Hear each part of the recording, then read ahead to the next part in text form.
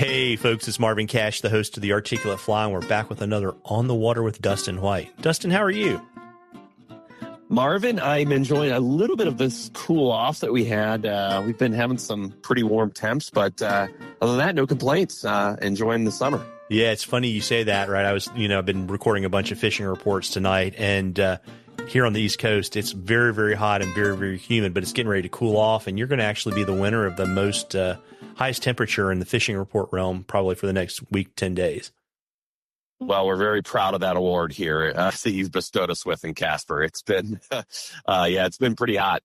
We were upper 90s into the hundreds over the weekend. We had a late afternoon storm come through today and cooled us off a bit, but yeah, it's piping out here. Yeah, it's always cool when you're out there, right? Because it's not very humid. It's literally like opening the oven and looking at grandma's cookies, right? Yeah, exactly. And the overnight temps, they cool off. I mean, it's a huge temp swing.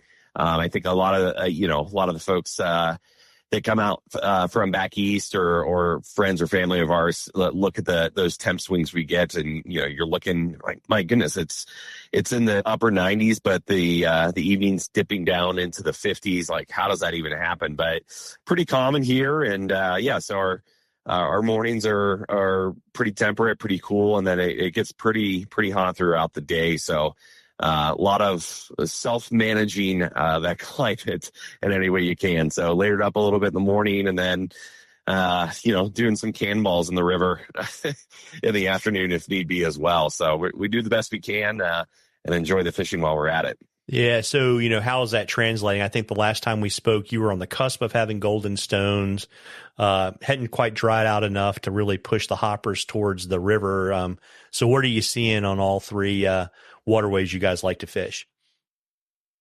Yeah. So per typical this time of year, the Bighorn is pretty mossy. So it's selecting your shots, kind of shooting that lane through that moss. It is fishing very, very well. But again, a lot of moss around. Caddis are kind of the main fare up there in the Horn right now. PMDs are good.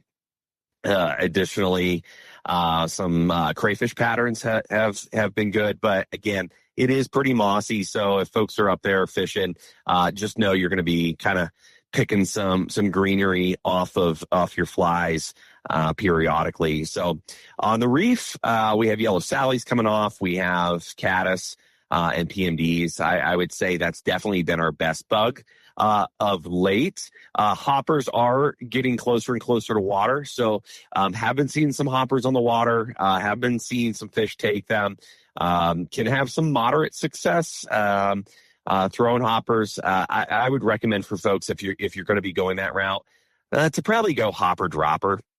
In all honesty, if you're going to pound those banks. But Reef's been good. They bumped the flows on us again a few days back. So we're at 3,500 CFS. So it's pumping through there pretty good.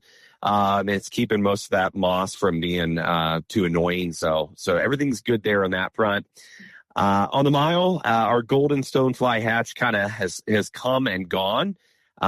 With those, that temp swing overnight from 90s in the 50s is not crazy, but just before we hit this heat wave, we were having overnight lows dip into the 40s, and so that kind of stalled a few things out on the mile. Just a bit, but it's still fishing phenomenally well. We just that golden stonefly hatch just kind of was an abbreviated stint, we'll say. But all in all, the miles fishing still phenomenally well. Definitely nymphing centric at the moment, unless you get up in the canyon.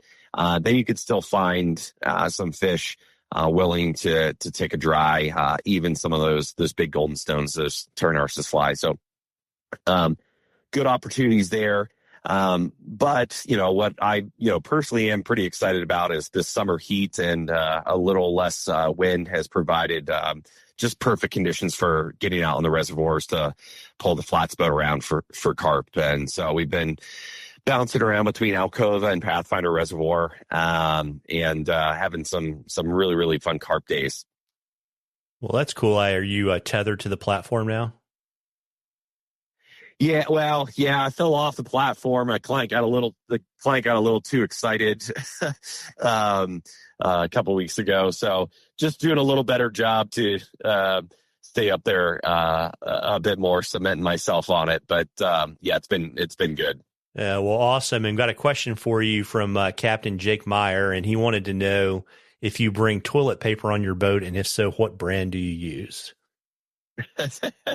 I'm not a toilet paper guy on the boat. I'll usually keep a wad of napkins or even a roll of paper towels as an emergency plan. My goodness, I probably Brawny, I would guess, or Target brand. I don't know what it would be, but no, not a TP on the boat guy. You know, I usually find it just gets soggy wet, you know, even if it's in a bag and it just ends up, you know, that kind of mess. So, but no, don't do that. And, you know, honestly, like we're pretty fortunate, you know, both on the mile and the reef, to have a lot of different public stops, along the way. And, you know, we have our private lunch huts and restrooms, here on the Bug. We own, quite a bit of riverfront property that's private to ourselves. So not as big of a necessity as it is, on some other places. So, but yeah, good question. Yeah, very important. So folks, if you're going to fish with Dustin, you think you might need toilet paper, you should pack your own. Bring it along. Bring it along. Put it in a Ziploc. And, you know, folks, we love questions on the articulate fly. You can email them to us or DM us on social media, whatever is easiest for you. And if we use your question, I will send you some articulate fly swag, and then we're going to enter you in a drawing for a half a day of fishing with Dustin. And, you know, Dustin, like we always do, we want to give a shout out to a local restaurant or watering hole. Who have we got this time around? Very, very excited to give a shout out to Mountain Hops. Amazing brewery here in town. They make some of the best beers, frankly, just anywhere. Great folks. They've got a great little brew pub, and they've got a killer patio there. They're dog friendly, family friendly. They often have food trucks and live music, and especially you know, when I'm fishing on that side of town, it's a great place to stop. And Eric, the owner, oftentimes has come through in a big favor for me on my floats. He's nearby the one of the floats I do often, especially late in the summer and through the fall. And so he's bailed me out a few times and ran some beers down to the river. I believe with you and I too, if I'm not mistaken. Yeah. Yeah. You know, we were out there fishing in November, and we stuck that really big guy on the bank. And yeah, right. And then after we took him off, we're like, well, damn, we didn't bring any boat beers. And you're like, we swing and a miss. Yeah. And so you're like, well, wait a minute. And then like, here comes Eric down the hill with a couple tall boys. I was like, damn, this is pretty good. Yeah. First class service here on the North Platte. Yeah. So, you know, before I let you go, you know, I know you're busy and you're actually going to travel back east and do some saltwater fishing. But if someone wanted to get on your guide calendar, where can they find you? Yeah, you can reach me a couple of different ways. One, my Instagram is at Dustin James White. You can drop me a message there. But probably the quickest, easiest way is just to give the shop down at the Ugly Bug a phone call at area code 307-234-6905. And they've got access to my calendar and can get you squared away.